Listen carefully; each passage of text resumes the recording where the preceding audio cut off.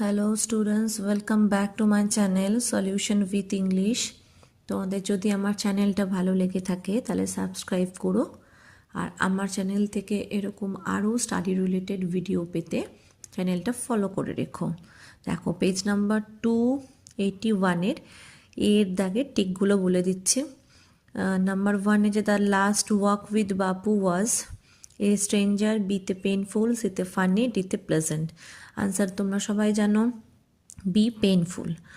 আচ্ছা, 2-এ আছে according to the narrator walking with Bapu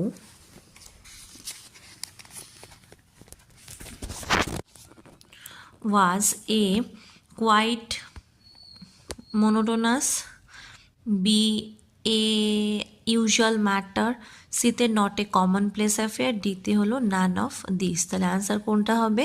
C, not a common place affair.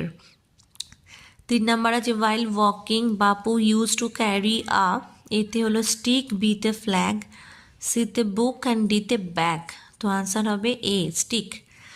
আচ্ছা, 4-এ আছে to walk is to make, এতে নন প্রগ্রেস, বিতে স্লো প্রগ্রেস, সিতে র্যাপিড প্রগ্রেস অ্যান্ড ডিতে এক্সারসাইজ।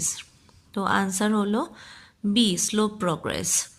আচ্ছা, দেন লাস্ট কোয়েশ্চেন হলো for walking one requires A vehicle, B a lot of money, সিতে a walking stick, ডিতে one's own body and energy। Answer হলো one's own body and energy, D number. Thank you.